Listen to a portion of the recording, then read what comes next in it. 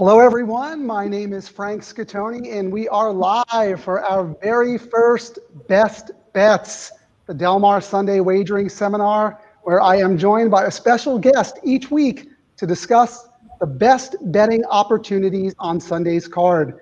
You can leave us comments as we do our stream, but just to let you guys know, this is not going to be a traditional selection show. We're not going to talk about every race and give out selections in every race. We're going to do something different on here. We're going to look at certain races and wagering sequences that offer the best opportunities to make a decent score. We're looking to hit home runs. In other words, we're going to give out some targeted handicapping advice and specific wagering strategies to tackle today's card. So without further ado, let me introduce the very first guest of this live stream, Leo Vukmanovich. Leo, how are you doing today? Frank, I'm doing outstanding, and it's a pleasure to be here with you on your first show in your first new format focusing on betting strategy. So I'm excited to be here. Yeah, well, we're excited to have you. You know, back in the day when you could actually attend the races in person, you did my on-track seminar here at Del Mar. And I'll never forget this. We were talking about a race where you liked two long shots in the race. And I asked you, well, you know, would you ever consider doing a double win bet on those long shots? And you thought for a second and you said, you know, maybe, but what I'd rather do is take those two long shots and key them in doubles with two horses that you liked in the next race. So then you quickly drew out like a $2 double to give to our audience. Cost $8 total. Of course, the double hit. It ended up paying more than $500 on an $8 investment, and you were, you know, Leo the legend from that point forward. So that's the kind of approach that we really want to offer today. We want to take some specific races where you have an opinion, find some prices that we could tie up, whatever it is, and give the audience some strategies so that they can make some money today. Without a doubt. And that was about 16 months ago when I was on your show. And there was one thing I remember when I was sitting there was you have a wide range of horse players that attend your show. So you have experienced and pro players, and then you even have first-time people that are maybe just starting today for the first time that are showing up. And the one thing I remember, I kept looking at the audience and I was thinking to myself, it's like, well, these are probably just some $2 bettors here that just want to have some fun today. And then that's what kind of directed me to giving out that double. And then I think today, so what's important for today is that we'll hit all points. We'll hit points for strategy that we can leverage for an experienced player, but then also for someone that's just getting started out. So they can leave the show with some takeaways and to be able to make some good bets today. Well, I'm glad you said that. That's actually one of the reasons why I wanted have you on as the first guest, because you, more than anyone else I know, are able to take very sophisticated wagering strategies and simplify them. So it becomes a very easy proposition for someone to understand what you're trying to do. And we're going to talk a little bit about that throughout the day. But before we dive into some of the races, I would like to talk to you just about your general wagering approach. So for instance, what handicapping tools do you like to use, and how do you use them to attack the card? Yeah, so obviously, I like to use the daily racing form. That's the Bible that you need. But for several years, I've also used National Turf, Andy Harrington's workout report, and also I've incorporated Optics Plot as well into my tools that I leverage and use on an everyday basis. But basically, my approach really consists of really reviewing the card in the daily racing form and looking for vulnerable favorites. And what I'm looking for is value to determine the strength of the card, where I think I could extract some money and make a good score and have a winning day. Okay, so when you're looking at the card and you come across a race where you see a vulnerable favorite, how are you looking to approach that race? The way that I'm looking to approach that race is I'm really looking to find that vulnerable favorite. So it might be from an obscure horse that's a favorite, but like a trainer that I don't like to bet. It might come from also a horse that's not in the right class, those type of things. And with that, I mean, a good example is if you look at the first race card, the first race today, there's a race where there's a 6-5 shot and a 4-5 shot. That's an example of what I would not do. I would not try to go against those horses. Okay. It's funny because that leads me to my next question, and I'm just looking at some of the comments. We have a comment here. I want to have some fun. I'm in the mood for a pick 3. Not just yet. We're going to talk about the pick 5 in a little bit, but I just wanted to show that someone out there wants a pick 3, and we'll give you a pick 3 later on when we talk about the pick 5. So speaking of specific wagers, are there specific ones that you gravitate to, or is it really all race dependent? No, I look at all the races and I review all the races. And what I'm looking to do where I find a vulnerable favorite is to group horses together. So like someone just suggests about betting a pick 3. If I could find a segment or strength within the card where I don't like 2 favorites in 2 races out of the 3, then I'll attack that card and bet a multi-race bet, which would be a pick 3. And we'll go through that example here later on when we get to the 7th race today. Right, because I know we're going to talk in detail about races 7, 8, 9. So even though it's part of the pick 5 sequence that we'll be discussing, we can certainly come back and play those in pick 3s as well. We talked a little bit before about beating the favorite. It's always a horse player's inclination to want to beat the favorite, and rightfully so, because that's when you find the most value. But the times that I struggle the most is when I like a favorite. I have a really hard time figuring out what to do with that horse. Is it okay to use chalk? Sure it is. There's opportunities within that as well. And what I like to do is I won't make a win bet on a favorite, but what I'll do is I'll look at making an exacta bet or trifecta or even superfecta bet with that keying that favorite on top, and then finding a price horse in the 2nd or 3rd hole to be able to have a good outcome or have a good result by making a good bet.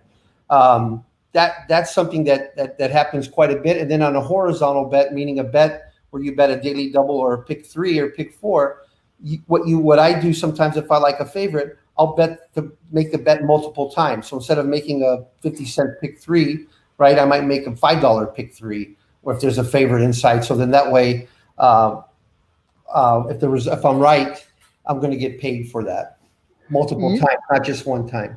Right. You used a very specific phrase there, good bet. I know what you call a good bet, we're calling best bets on this show. Why don't you talk a little bit about a good bet versus a bad bet and what makes a successful horse player? Yeah, take for instance, a lot of times when people start out, they'll learn, first thing someone will teach them is to bet win in place. And then what people tend to do when they first start learning is to bet favorites. And what tends to happen with that is when you start betting favorites, or you start betting like win in place bet with low price horses, what tends to happen is you'll end up winning a little bit of money or losing everything. So that's what I consider a bad bet. A good bet would be finding a horse that has value, that's maybe 4 or 5 to 1 or higher. So that way, when you do pick right or you do guess right, you're going to get rewarded for that. I mean, think about if you've ever been to Las Vegas and you walk in the casino, and the first thing you see is the wheel. And then they have bets on there that are even money, 5 to 1, 10 to 1, and you can put your money on. Well, if you put your money on the even money bets over a consistent amount of time, you're going to come out a loser. No one's that good, right? No one's that good to get that many in a row.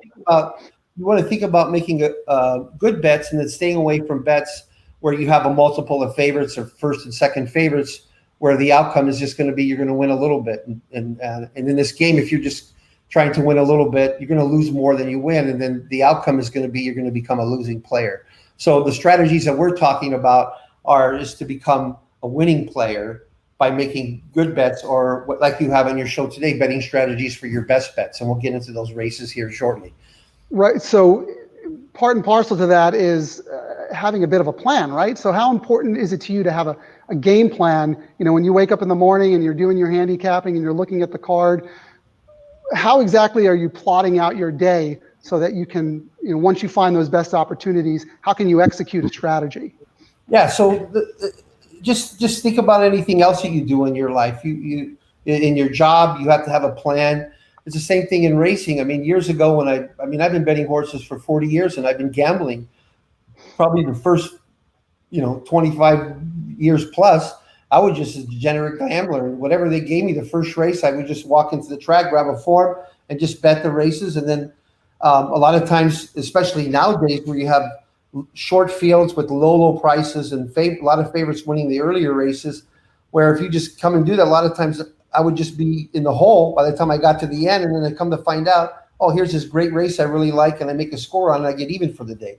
So it's really important to have discipline and really important to look at the card. And what I talk about is looking for strengths in the card where I think I can make a good bet that's got some value meaning prices, right? So the horse is going to pay double digit or more in a race sequence. And that's basically, I look at every kind of bet, win bet, exacta, trifecta, super. And then, like I mentioned before, the horizontal bets tend to be where I gravitate to. So pick 5. I usually don't bet pick 4 at all, but sometimes I'll bet a pick 3, but then I like to bet doubles as well. Okay, well, that actually leads us to the perfect segue to actually start talking about the races here. I know races 7, 8, and 9 to you, when you looked at the card, look like they might offer the most value. I know you want to focus on a pick 5, but we're going to talk a little more in detail about those specific races. So if everybody wants to take a look at the race 7, it's a Calbred 20K optional claimer. Non-winners are 1, contested at 6.5 furlongs on the main track. Morning line favorite is number 8 Fratelli at 5-2, coming off a 3rd place finish at this level. Set a quick pace going 6 furlongs, was edged out late as the 9-5 favorite. Trainer Andrew Lerner, very, very smart guy, does a good job. Legs up a 7-pound bug rider today to get a weight break, see if maybe that horse can carry his sharp speed an extra half furlong. What do you think, Leo? Yeah, this is a great race where I mentioned about finding a grouping of horses and finding a race where I think there's a vulnerable favorite. Although I like Andrew Lerner as a trainer, I think he's very, very effective, and I really like betting on his horses. This is a race where I think his horse is going to be favored and over bet, and he's going to be vulnerable based on the fact that he's going to get a pace contention. He's going to get pace from the 9 Shady Empire with Maldonado, and I think he's going to get some mid-race pressure as well from the 1. So what I'm looking to do is go against him, and the horses that I came up with was the 2 Policy. He's coming off a layoff. I like his workout pattern. The trainer knows how to get horses ready. The 4 horse Big Barrel. Big Barrel is a long shot, which I think he's lined at 15-1. He's had 1 out. And I think he comes off a race at Santa Anita that was the outside was poor, where horses weren't gaining at all. The 5 Offshore Fair, he just ran against the favorite, where I think the favorite had what's known as a lone front opportunity, where he didn't capitalize and win. So I think Offshore Fair could turn the tables on him. And then the 10 horse, which is interesting, which is 20-1 morning line. He comes back with a big workout, and I think for him to improve. So what I'm looking to do is group these horses together in a daily double, and then also in a pick 3, and we'll talk about those other races, and at the end we'll recap what those bets will be. Right. I actually thought I like your strategy in this race. I thought the racetrack was pretty fair yesterday, but I also thought it was a little more closer friendly than what we usually see here in Southern California. So if that trend continues today, and Fratelli goes out and duels with Shady Empire, like you mentioned, it could certainly set it up for one of those other horses to come flying from off the pace at a huge price. Excellent. So let's go to race 8. It is the feature $75,000 Let It Ride. It's a 1 mile turf affair for 3-year-olds. Morning line favorite is a tepid 3-1. It's Margot's Boy. He's a Calbred. He's run some very good races against some very good competition, but he has a tendency to kind of give up the ghost a little late. So I know one of your stronger plays of the day is in this race. So why don't you take us through race 8? Yeah, I really like Hayward's Beach. And my reasoning behind that, and the reason why I do like this horse, is he's getting his winning jock back. So Rispoli, who's ridden him 2 previous times, both times he crossed the finish line in front, and he's getting him back. And the 2 other races, the recent race that he ran and the Del Mar Derby, he was wide the whole time, which you and I know that's the death trip when you get out way outside on the backside and around the turns, not so much in the lane. But one of the things that I like is the race shape and the way the race is going to come up. I think the 6-horse Dominant Soul is going to go with speed. You have some additional pressure you're going to get from the 10 from the Golden Gate horse as well. And I think he's just going to be sitting, behind, some of the front runners. And then I think he's going to get first run and make a big impact here. So that was the reasoning why I came up with Hayward Beach. I'm a little bit afraid of a couple horses in here, but I really feel strong enough about Hayward's Beach that I think he can get the job done with Rispoli, and I think he'll hold that 7-2 price, and maybe even go up, because I think Margaret's Boy is going to get bet significantly, and then also I think the 3 Strong Constitution is going to get bet as well. Yeah, I think the 2 and the 3 are both going to take a significant amount of money, lower than their morning line odds would indicate.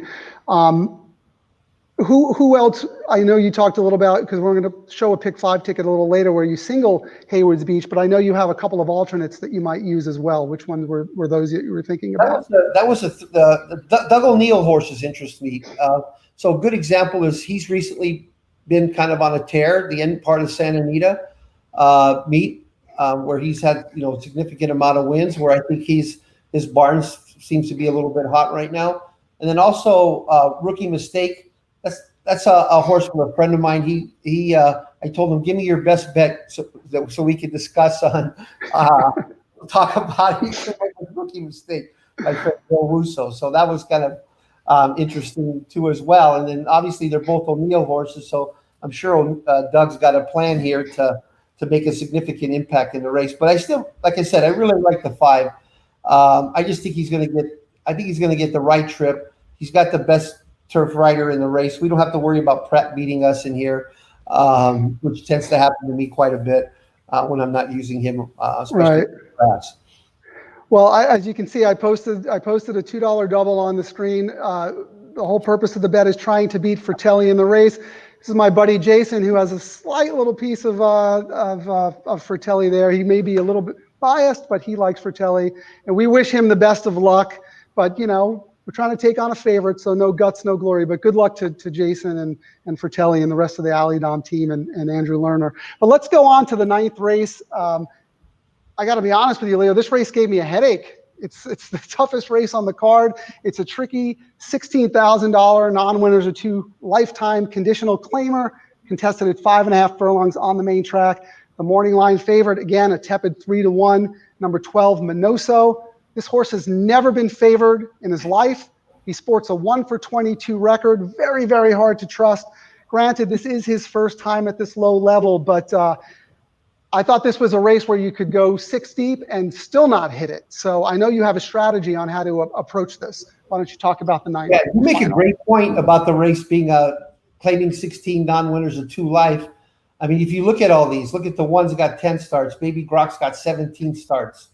Bedrock 9. I'm looking at a horse here that I really like a lot, and this is a good training angle to share with you. Steve Miotti, the trainer, is actually a trainer I have horses with. I haven't talked to him or discussed anything with him.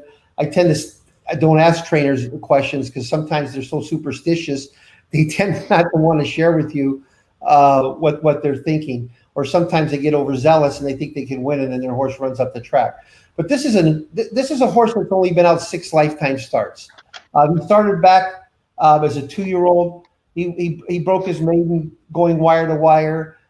They placed him pretty high up in a race against Bulletproof One at Pleasanton, then come back and took a break, and then ran for 20,000 open at Del Mar, and tried to go wire to wire and just got beat by 3/4.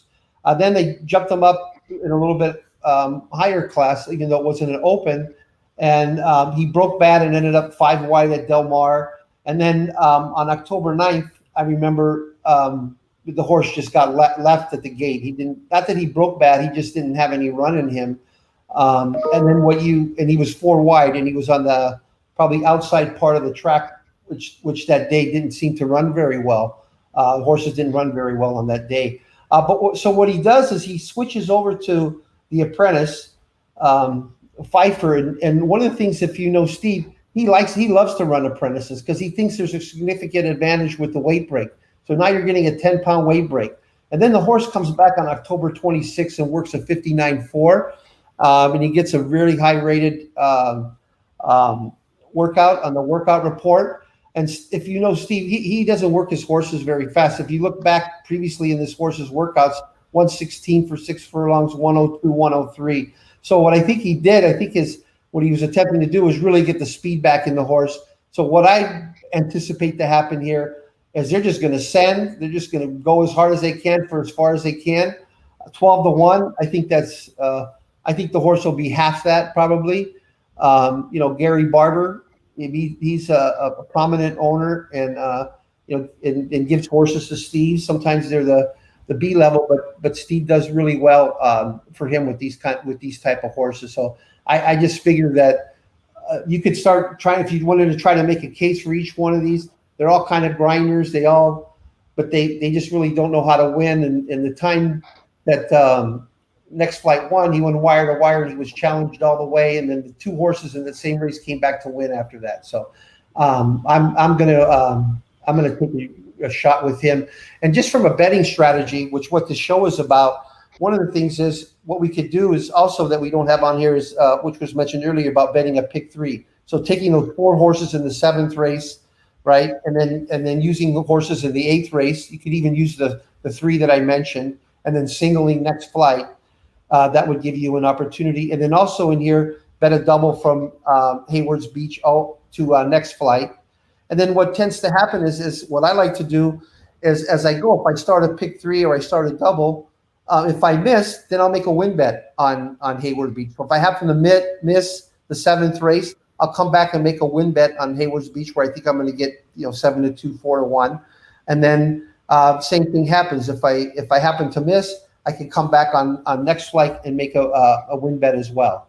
So that's pretty much on these cards. And then if you want to take a look at the pick 5 ticket, we could do that. We still have some time left, it looks like. Yeah, we're going to go real quick to round out the first 2 races in the pick 5, but I just wanted to reiterate 2 points that you made. First of all, I'm with Miotti. I think weight in those lower level races makes a world of difference. And I think Jessica Pfeiffer's done a really good job as an apprentice rider. And I think she's on a live mount at a huge price. So I love the fact that you're singling a 20-1 shot in the nightcap, because I find like in races like that, you might go 5 or 6 deep and still not hit it. So why not plan a flag? I call it planning a flag. Plan a flag with a price horse who you can make a case for. And if you're right, you're really going to hit for big money. Yeah, so I love that. I love that play in the last race. So we'll see how it goes. The morning line's 12-1, Frank. But 12-1. Sorry, 12-1. I don't think you're going to get any part of that. I think the horse is going to get bet in half. 6-1 maybe. Okay, but still, you're planting a flag with a horse who's not going to be the favorite and is going to be a very good price. Okay, we're going to wrap up in just a minute, but I know Leo wanted to give out the late pick 5 as well, starting in race 5. So you want to just talk about those 2 races real quick so we can put this ticket up here on the screen? Yeah, I see the ticket up. So in the 5th race, I'm just pulling it up here real quick.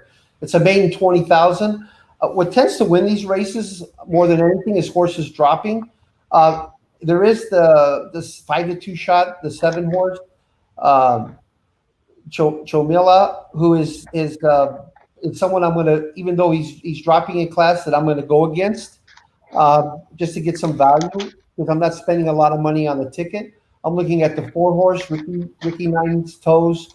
One of the angles that I like is blinkers off with a horse that has a little bit of speed. He is dropping from Calbred 50 into 20 as well. And then the workouts on the 5 were that the horses were fit, and also the 8, Mark Glatt. And these are trainers, even though Jeff Mullins wins at about 11%, Mark Glatt wins at 9%. This is a maiden 20, whereas if you look at the horses that have run, they don't look like they're very much. So that's where I'm going to go there. And then the next race is an interesting race. The 6th race, where You got Doug O'Neill with 2 horses and Rich Mandela with 2 horses. And I just kind of looked at these horses and said, man, if I just use these 4, I'm going to lock the race up, which is the 2, which I probably like the best. Here's another blinkers off horse. He would be someone, or she would be someone that I would, Leah Marie, where I would key, maybe press a little bit more. But then I think the 2, the 3 Ivory League was capable of winning, and so is the other Mandela, the 7, and Doug O'Neill, the 8. So that's where I would lock those up, and then put in the horses that we talked about. And then for $24, what I might even do myself is in the 8th race where I have the 5, I might play a ticket where I add the 3 and the 4, the 2 O'Neill horses that we talked about, but still single the 5. So that ends up being a $72 ticket. So for people that are just starting out that we have that are listening, again, you could play doubles with those from the 7 to the 8th, and then from the 8th to the 9th. And if you want to bet a 50-cent pick 3, the horses 7th, 8th, and 9th, you can leverage those. And the goal here is to have a winning day with some good betting strategies. Yeah, that's great. I love that you give sort of different plays for different levels, which is really helpful. I am going to post Leo's plays on my Twitter feed at Scatoni Sure Shot. So be sure to check that so you have a record of it throughout the day. And I want to thank you so much for taking the time, Leo, and sharing your thoughts. Can't thank you enough. My pleasure. And I'm available. My Twitter feed is at Vukman. I got Instagram. This is my last name, Vukmanovich. I'm on Facebook. You could just search by my name. And also, you could DM me, or you could even reach me by email. My email address is leo.vukmanovich@gmail.com. Anybody that's interested that has any questions, I'm more than willing to help and share my my knowledge about racing.